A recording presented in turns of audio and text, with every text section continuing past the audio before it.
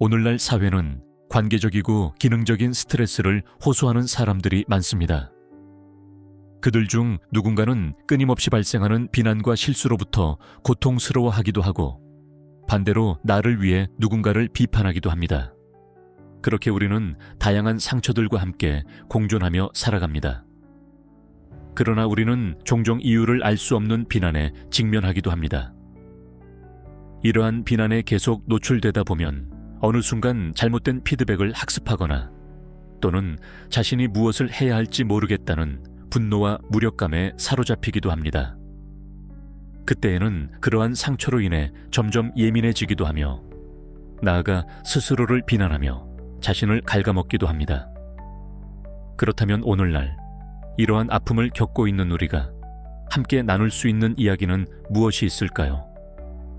인류학과 사회학 교수인 프랑스 철학자 르네 지라르는 사회의 갈등과 폭력의 본질을 연구하며 희생양 메커니즘이라는 개념을 제시합니다. 그의 이론은 사회가 겪는 폭력과 아픔의 핵심에는 누군가를 희생양으로 만드는 구조가 존재한다고 말합니다. In workplaces or society, we sometimes face problems or difficulties with no clear cause. In such cases, individuals or groups often scapegoat someone to relieve internal tension. Even if the scapegoat is innocent, blaming them brings temporary peace. However, this process creates unjust victims, and society unconsciously justifies the violence of sacrifice. 마녀 사냥은 인류 역사 속에서 타인에 의해 무고한 희생이 발생한 대표적인 사건입니다.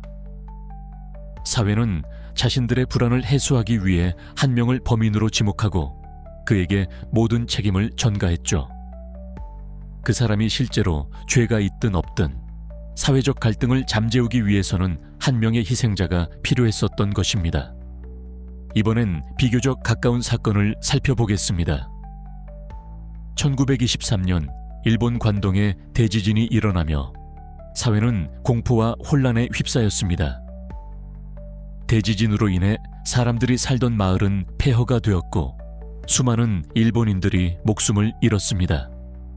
그러나 이 재난 이후 일본인들은 이 혼란의 탓을 조선인들로 규정하고 그들을 위협의 원인으로 지목했습니다. 결국 조선인들의 존엄성은 무너졌고 그들은 단순히 문제의 원인으로 격화되어 버렸습니다. 곧 조선인들은 학살당하기 시작했고 그렇게 수천 명의 무고한 사람들이 희생되었습니다. 희생양 메커니즘이 작동했던 이 사례에서도 알 수 있듯이 혼란과 고통의 원인이 단순히 희생양과 상관없는 경우도 많았습니다. As these examples illustrate, human societies are always subject to conflict. When that conflict reaches its peak, the group creates a scapegoat, placing all the blame on that individual and believing that by removing them, the social order will be restored. While this process may offer temporary peace, that peace is fundamentally rooted in violence and sacrifice. 하지만 이런 르네 지라르의 주장에 대해 반박하는 학자도 있었습니다. Girard's theory tends to impose a uniform framework on all texts, oversimplifying by neglecting the complexity, diversity, and context of culture. While the scapegoat mechanism is undoubtedly an important analytical tool, applying it to all texts is an overly generalized approach. Of course, not every phenomenon results in the same outcome. This scapegoat theory does not ignore cultural contexts, but is a principle derived from the similarities identified through the analysis of various cases. In conflict situations, humans display a common tendency to identify a scapegoat. Thus, while the forms of human conflict may vary, they fundamentally share this underlying mechanism. 예수의 십자가 처형은 희생양 메커니즘의 또 다른 대표적인 사례입니다. 당시 로마 사회와 유대인들은 예수를 희생양으로 지목하여 그를 제거함으로써 평화를 얻으려 했습니다. 그렇다면 지금의 시대는 2000년 전과 다르다고 말할 수 있을까요? 아쉽게도 오늘날 우리는 인터넷이라는 새로운 장에서 희생양을 찾습니다. 무분별한 악성 댓글과 비난은 지금도 끊이지 않고 넓고 깊게 활동하고 있습니다. 개인과 사회가 갖고 있는 불안, 그리고 분노는 또 다른 희생양들을 계속해서 양산해 낼 것입니다. 이렇게 현대에서도 르네 지라르의 희생양 메커니즘이 여전히 유효하게 작동하고 있습니다. 그렇다면 우리는 어떻게 해야 할까요? 비난의 화살을 피하기 위해, 또 우리 자신이 희생양이 되지 않기 위해 끊임없이 공격해야 할까요?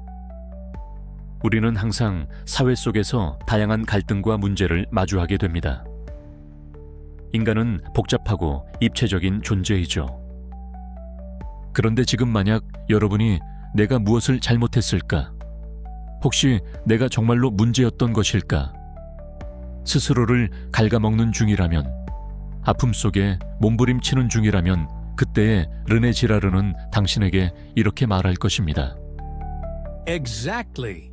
People must certainly make efforts to improve themselves.